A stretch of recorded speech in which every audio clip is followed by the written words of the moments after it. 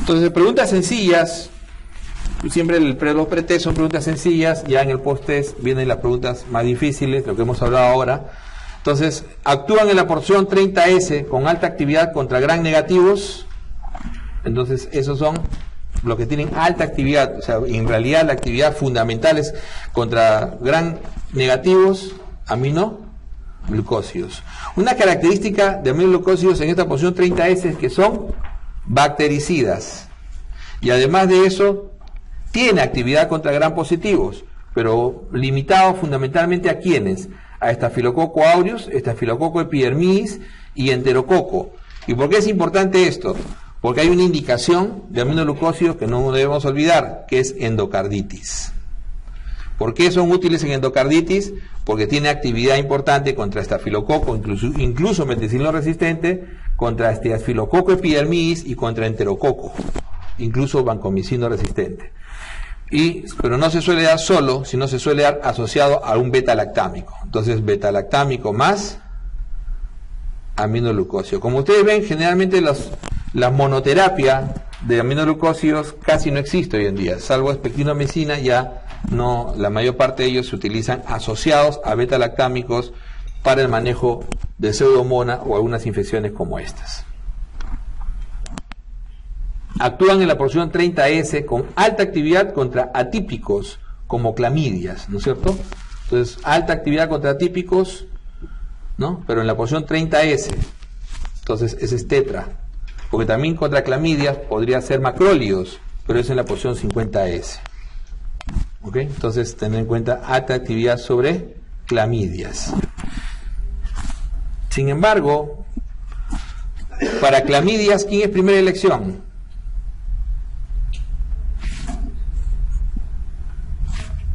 Toxi. Y para micoplasma, macrólidos, ¿no es cierto? Macrólidos. Y para legionela, levoflox.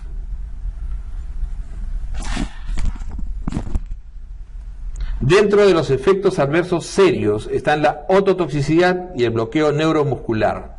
De todos los siguientes, ¿cuál? Estreptomicina, ¿ok? Que es justamente el efecto más característico que tiene estreptomicina, más que nefrotoxicidad, tiene efecto ototóxico y bloqueo neuromuscular. Acordémonos que la ototoxicidad, ¿no?, como habíamos dicho, puede ser vestibular y puede ser auditiva. Y cuando es auditiva, puede ser reversible o puede ser irreversible. Y la reversible siempre es asociado cuando solamente hay compromiso de frecuencias altas y se preservan las bajas. Pero cuando ya hay compromiso de frecuencias bajas, ya se vuelve irreversible. ¿Ok? Para tener en cuenta siempre. Y la nefrotoxicidad de los aminoglucósidos, recuerden que es a nivel del túbulo contorneado proximal, es no oligúrica y es dosis dependiente clásicamente. Alta actividad contra el Helicobacter, actúa en la porción 30S, ¿no es cierto? Entonces, contra el Helicobacter pylori, ¿no?, hemos revisado dos fármacos que tienen actividad contra el Helicobacter. Uno es la tetraciclina, sobre porción 30S, y el otro es metronidazol. No se olviden, metronidazol también está dentro de... Y justo en el esquema, ¿no? Y otro más que también hemos revisado es la claritromicina. O sea, también tiene en realidad tres que tienen actividad contra HP, ¿no?, contra el Helicobacter pylori. Pero recuerden que el Helicobacter pylori, en el esquema 1 se usa claritromicina, amoxiclaritro o MEP, ¿no es cierto?, o meprazol. Y en el esquema 2 es la terapia cuádruple. Ahí se usa metro, bismuto, omeprazol y tetra, ¿ok? Y tetra. Actúa en la porción 30S y es de elección en el acné. Entonces, ¿por qué lo pongo a propósito? Porque si preguntan elección en acné vulgar en nuestro país, va a ser Mino. A pesar de que en las guías americanas la elección sea Doxy y en la guía francesa sea Lime. O sea, ahí hay en realidad las tetras tienen alta actividad contra Propion y Bacterium, las tres, ¿no es cierto? Pero la aminociclina, ¿no?, es la que más se utiliza en nuestro país. Bueno, si la pregunta es hecha acá, obviamente la respuesta se van a dar cuenta que no va a tener las dos, sería de locos. Pero lo más probable es que una de las dos esté. O sea, en realidad las dos pueden utilizarse, mino y doxi. ¿Cuál es la diferencia? Que la doxiciclina produce fotosensibilidad, así es. Entonces produce fotosensibilidad. Y esa fotosensibilidad es la que hace que no lo elijan mucho los dermatólogos en nuestro país. Acuérdense de eso, ¿ya? Y la aminociclina, ¿cuál es el efecto más frecuente? Vértigo, ¿ok? Vértigo. El efecto más frecuente de la aminociclina es vértigo. 70% de los pacientes tienen algún grado de vértigo, o sea, más o menos severo, ¿ok? Más o menos severo. Pero sin embargo, siempre acordarse que la doxi es el que tiene mejor perfil de biodisponibilidad, 93%, es el que no requiere ajuste renal, no requiere ajuste renal, y es la elección en clamidias, Puede producir hiperpigmentación y eczema a exposición del sol, justo lo que decíamos, ¿no? O sea, esa fotosensibilidad puede producir eczema, ¿no?, e hiperpigmentación, o sea, máculas hiperpigmentadas, y eso es clásico de la doxiciclina. Eso es clásico de la doxiciclina. Existía, o existe, o podrían ponerles, no creo que sean, pero una fluoroquinolona que producía también un efecto parecido, se llamaba sparfloxacina. Ya fue retirado justamente por eso, porque incluso casi el 80% de los pacientes que usaban sparfloxacina, que es una fluoroquinolona que fue de tercera generación, fue retirado por este efecto adverso que era muy severo. O sea, casi todos los pacientes hacían eczemas y hacían hiperpigmentación, incluso úlceras en malares, ¿no? Tiene alta actividad incluso contra Acinetobacter, pero es bacteriostático. Acinetobacter pertenece a las enterobacterias que pueden producir carbapemenasas, ¿no es cierto? O sea, están dentro de ese grupo, ¿no?, de alta actividad intrahospitalaria, o sea, Pseudomonas y Acinetobacter. Esos son los grandes problemas. Entonces, tiene alta actividad contra Acinetobacter, pero sin embargo es bacteriostático. ¿Y qué otra característica tiene la tigeciclina? No actúa contra Pseudomonas. No actúa contra Pseudomonas. Acuérdense eso, ¿no? No actúa contra Pseudomonas. Entonces la tigeciclina es útil en Acinetobacter, se utiliza fundamentalmente en quienes, se utiliza fundamentalmente en infecciones severas de piel y partes blandas y en infecciones intraabdominales, porque tiene alta actividad contra anaerobios además, o sea, actúa contra estafilococos meticilino resistentes. La tigeciclina actúa contra enterococo vancomicino resistentes. Miren lo activo que es. Esto en gram positivos. En gram negativos actúa con casi todos, incluyendo Acinetobacter.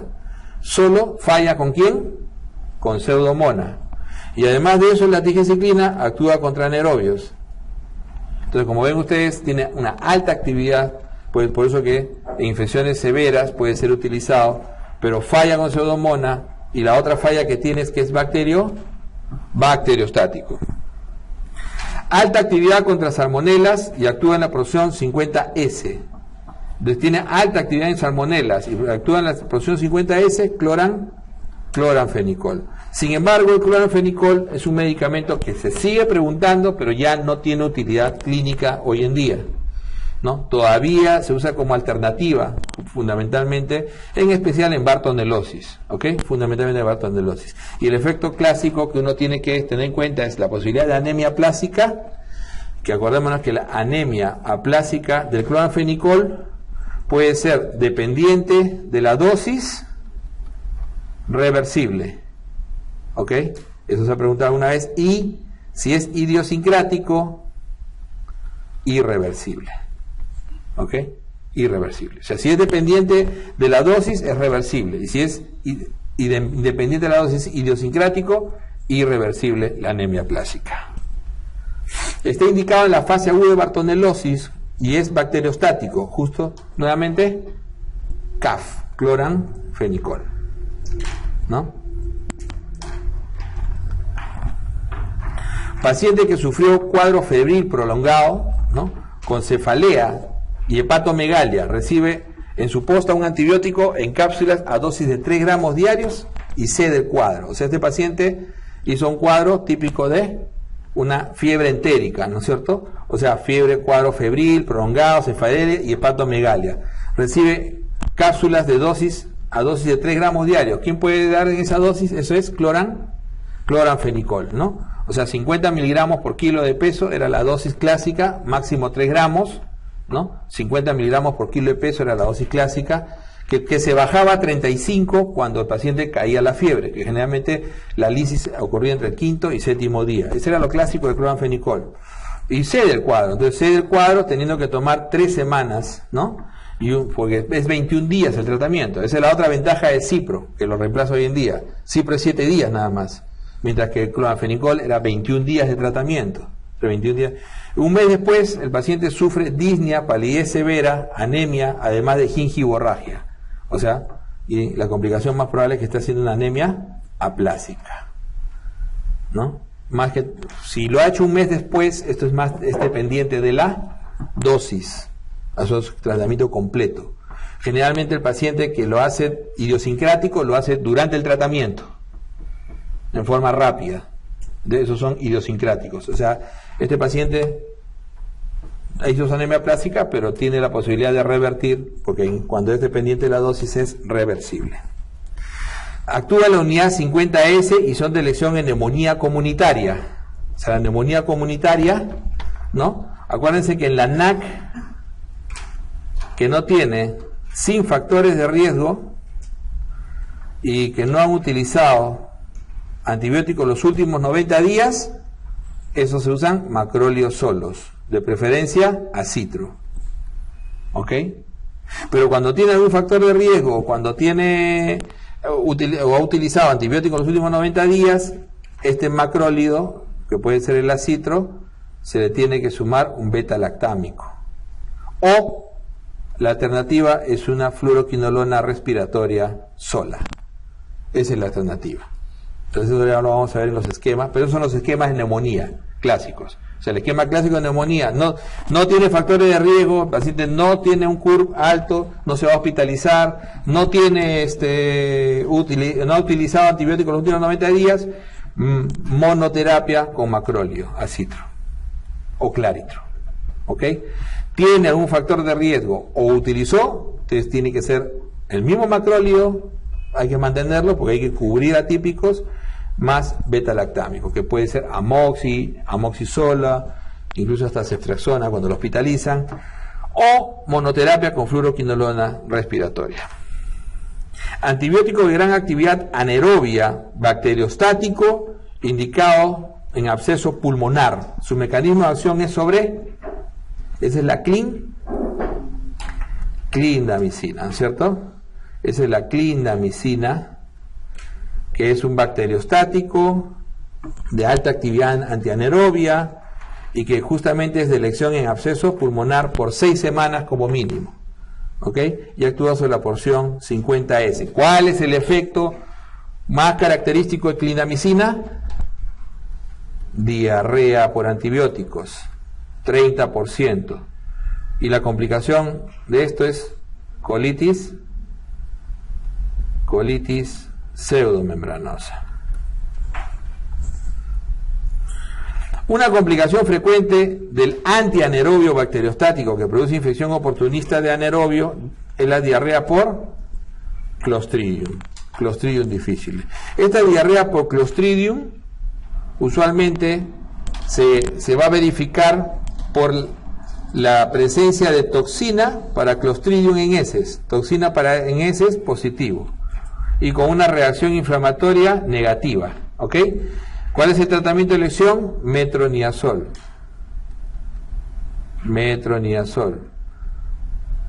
A dosis baja, 250 nada más cada 8 horas, no es necesario. ¿Por qué la ventaja? Y tiene que ser oral. La ventaja del metronidazol es que tiene una alta concentración en heces. Entonces necesita dosis baja, realmente tiene muy buena biodisponibilidad metronidazol. Entonces se le da metronidazol. Hoy en día, en el mundo más, pero en el Perú ya empezó a fracasar. Hoy en día puede fracasar el metronidazol. Si hay resistencia a metronidazol, ¿cómo se ejerce la resistencia a metronidazol? Mutando la reductasa bacteriana. Acuérdense que el metronidazol tiene que ser activado por una reductasa bacteriana. Entonces el mecanismo de resistencia es cuando pierde esa reductasa por mutación. ¿Se acuerdan? Entonces este es un metronidazol, es un fármaco que resiste, que se hace resistencia porque requiere activación por una reductasa bacteriana. Cuando esta reductasa bacteriana es mutada, entonces la bacteria se vuelve resistente. Cuando hay resistencia a metronidazol hay que usar vancomicina oral. Vancomicina oral. Obviamente la vancomicina no se absorbe por vía oral, justamente esa es la idea, que no se absorba y que actúe a nivel del lumen. Se usa 125 miligramos cada 6 horas por vía oral para el tratamiento de esta diarrea que puede ser, ¿no? Puede ser moderada y persistente o puede ser incluso severa con colitis pseudomembranosa y que puede producir incluso megacolon tóxico y matar al paciente. Son inhibidores de la citocromo P450 y actividad sobre la porción 50S. O sea, inhibidores clásicos. ¿Cuáles son los inhibidores clásicos? Macrólidos y azoles. Esos son los dos inhibidores clásicos que no debemos olvidarnos, ¿no? Dos inhibidores clásicos. Macrólidos, o sea, básicamente, ¿quiénes? Eritro y claritro, ¿no es cierto? Eritro y claritro. De todos ellos, eritro y claritro. Y azoles, fluco, itraconazol, ketoconazol, ¿ok? Azoles. Esos son los clásicos inhibidores. Y los clásicos inductores, rifapicina y los antiepilépticos, especialmente fenobarbital, fenitoína, carbamazepina, oxcarbazepina, son los que más actúan a ese nivel. Esto siempre es pregunta. ¿Y cuál citocromo específicamente? La vez pasada pusieron como CYP3A4 justo. No lo pusieron con 450, sino lo pusieron como CYP3A4, ¿ya? Son muy activos sobre micobacterias no tuberculosas. Y actúan en la porción 50S y son bacteriostáticos. Otra manera de ver a los macrólidos, actividad sobre micobacterias no tuberculosas. Bactericida con actividad sobre porción 50S e indicado en enterococo resistente a vancomicina, ¿no? O sea, es un bactericida con actividad sobre porción 50S, pero indicado en enterococo resistente a vancomicina. Es su mejor indicación. O sea, al igual que el linesolid, igual a linesolid. Linesolid también su mejor indicación es esa. Enterococo resistente a vancomicina. Me dicen, doctor, ¿es tan importante? Sí, el enterococo resistente a vancomicina es uno de los grandes asesinos quirúrgicos de las sepsis abdominales postquirúrgicas, especialmente el faecium, ¿no? El más resistente es el faecium. Entonces, por eso es que hay mucho desarrollo de fármacos que curan enterococo resistente a vancomicina. Y se convirtió, streptogramina son en realidad, ¿no? Quinupristina y dalfopristina son en realidad individualmente bacteriostáticos, ¿no es cierto? Son individualmente bacteriostáticos. Juntos se convierten en bactericidas, al igual que el trimetoprim sulfamethoxazol, ¿no es cierto? Son bactericidas juntos. Cuando se ejerce resistencia sobre la quinupristina y la dalfo sigue siendo bacteriostático. ¿Ok? Entonces es cosa que no debemos olvidar. Tienen actividad sobre ADN de la bacteria y son muy activas en vía urinaria. Entonces, ¿quién actúa sobre el DNA? Fundamentalmente, quinolonas. Y incluso cuando uno revisa quinolonas en el Goodman-Gilman, ustedes lo encuentran en fármacos para infección urinaria. O sea, en el capítulo se llama fármacos para infección urinaria. ¿Sí? ¿No? Siempre ha sido siempre el diseño inicial de las quinolonas fueron hacia el manejo de vía urinaria. Por eso es que las quinolonas de primera generación, ¿cuál es? Nalidíxico, que esa no es fluoro. Y hoy en día solamente se usa como antiséptico urinario. El de segunda generación, la Norflo y la Cipro, que es hoy en día el único fármaco oral anti-pseudomona, ¿ok? Si eso no se olvida, va a ser feliz, ¿ya? Porque entonces, el único fármaco anti-pseudomona, ¿ya? Y Cipro definitivamente tiene múltiples, ¿no?, indicaciones: infección de tracto urinario, infección, es el fármaco de elección en casi todas las enterobacterias, incluyendo salmonelosis, fiebre tifoidea. Hoy en día se llaman fiebres entéricas, así es el término que se utiliza, acuérdense, lo van a ver en Infecto, y Shigella, ¿ok?